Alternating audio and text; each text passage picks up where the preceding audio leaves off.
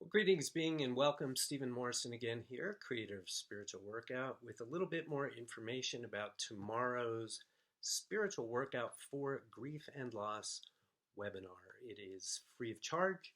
It will take place at 10 a.m. Pacific, 1 p.m. Eastern, or whatever time it is in your time zone. We've been talking in this video series about different things to expect. And the last subject that I want to cover in advance of the webinar is really learning how to use our loss experience as a vehicle for our own growth and development. I personally believe that's always an opportunity for us humans, regardless of what we are experiencing.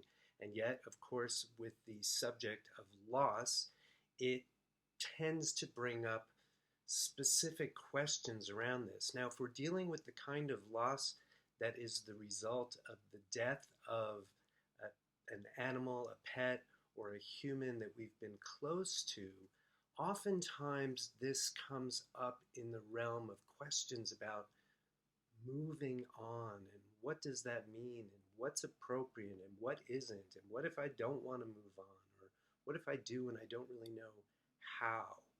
So that's the place I see most frequently where this whole question comes up. And again, if you are confronting a loss that is not the result of death, it's the same opportunity. In other words, there